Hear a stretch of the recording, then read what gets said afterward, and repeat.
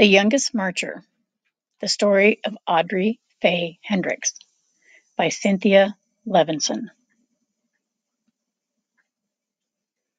Whenever Mike flew into town, Audrey and her mama cooked barbecue ribs, stewed greens, sweet potato souffle, and Audrey's favorite, hot rolls baptized in butter. Other folks knew Mike as Martin or Dr. King. The Hendricksons used his nickname. They did the same with other ministers too, like Fred Shuttlesworth and Jim Bevel. After Mike blessed the feast, Mama expected Audrey to keep still during supper.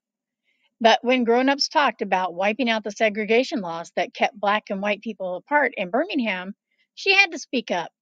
Audrey intended to go places and do things like anybody else. I want to eat ice cream inside Newberry's. I want to sit downstairs at the Alabama. I don't want hand-me-down school books. But stools at the counter, plush movie theater seats, books so fresh they crackled when you opened them. Those were for white children.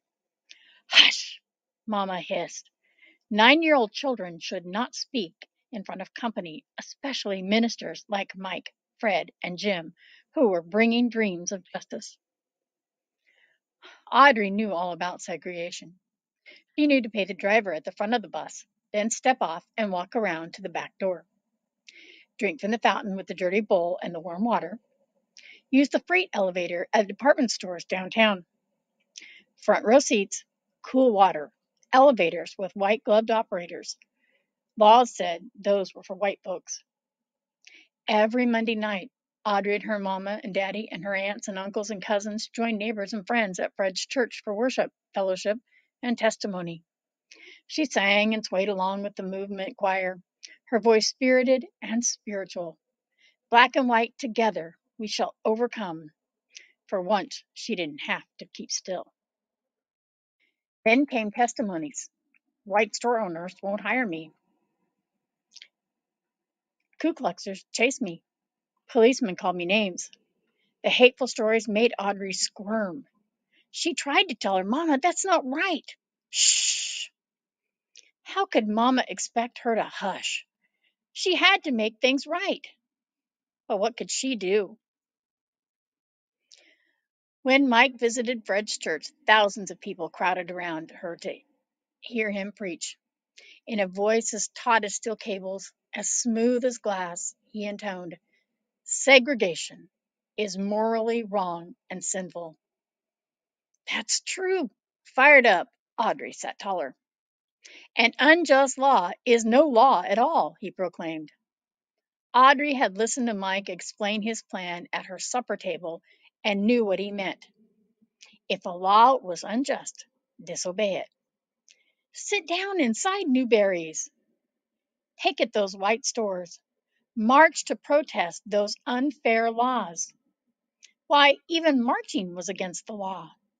Then get arrested. Fill the jails, Mike exclaimed. Fill Birmingham's jails so full that policemen can't squeeze in one more person. Pack cells so tight that police will have to quit arresting people for demanding their rights. Audrey just knew Mike's plan would work. She twisted in her pew to see which grown-ups would walk down the aisle, volunteer for jail. But they mostly stayed put, eyes staring at their feet, hands on their knees. Feet, hands, and knees didn't move. Fill the jails, Mike pleaded, meeting after meeting. But heads shook all around her. Audrey heard, "Nope, best not break those segregation laws. Boss man will fire me. Landlord will evict me. Policeman will beat me." If nobody protested, Mike's plan would fail. Police could keep arresting anyone, anytime, for anything, forever. Audrey would never be able to go places and do things like everybody else. One night, Jim announced a new idea. If grown-ups won't do it, fill the jails with children.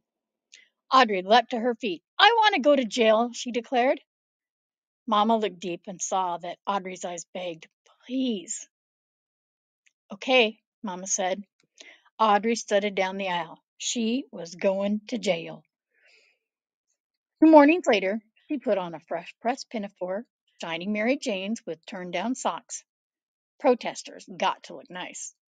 In the meantime, her daddy bought her a game to help her pass the time in jail. Her mama and daddy took her by Center Street Elementary to tell her teacher she'd be absent, maybe for a whole week. Miss Willis wrapped her arms around her.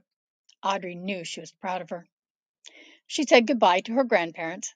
"You'll be fine," her grandmother said. She knew Audrey would be brave. So did Audrey.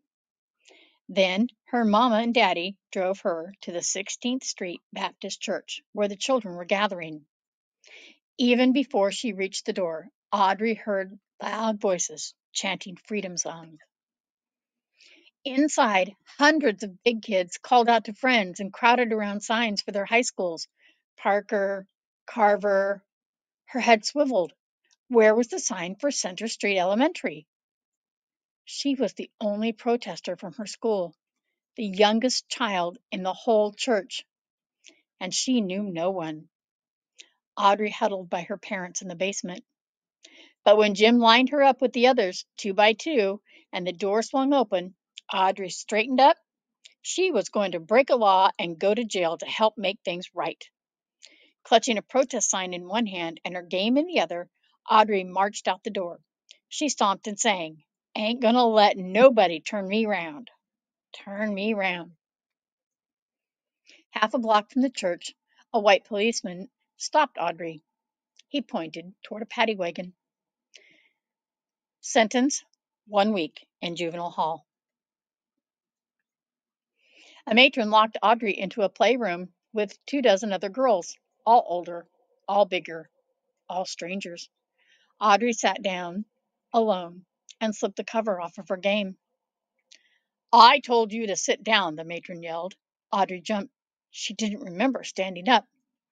The matron dragged her to a dark, empty room. "When I tell you to do something," she commanded, "you do it, or I'll leave you here." Trembling, Audrey quietly followed the matron back to the day room, put away her game, lay down her head, and cried. Jail was harder than she thought, and she wasn't fine after all. By evening, Audrey was hungry and tired. For dinner, soupy, oily, tasteless grits. At night, a bare mattress with one thin sheet for a cover.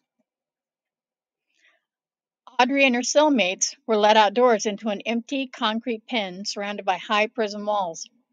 The older girls talked together. Audrey wondered what her classmates were doing. Miss Willis would keep them busy. On another day, Audrey was sent to a huge room and told to sit in a chair that was so high her feet dangled above the floor. 4 white men glared at her. She'd never talked to a white man before. "Are you against America?" one demanded to know. "No, sir," she answered politely. "What do you talk about at those meetings?" asked another. "Our freedom." "Why did you march?" "To go places and do things like anybody else. What was wrong with that?" Every mealtime, Audrey stared at greasy grits. She could barely spoon them into her mouth, let alone swallow them. Every night, the hot spring jabbed her. Every morning, she had nothing to do but sit alone with her game. In the afternoon, though, more kids crowded into the day room. Some days, many of them arrived sopping wet. A girl explained that firemen had aimed powerful hoses at the children. Surging water spun them off their feet and down the street. They got up and kept marching until they too were sent to jail. By Audrey's 5th day in detention, the police couldn't squeeze in one more person. "We filled up all the rooms. We filled up all the rooms." Audrey practically jumped up and down. She felt so proud. Watching television in the day room, she saw black people stroll straight into stores and restaurants like they belonged there. No one else could be sent to jail. Everything had changed. After 7 days, Audrey went home. Her mom and daddy wrapped her arms around her washed the jail off her, and for dinner, hot rolls baptized in butter. 2 months later, the city of Birmingham wiped segregation laws clean off the books. Audrey licked her spoon clean at Newberry's counter, like everyone else. Black and white together, like we belong.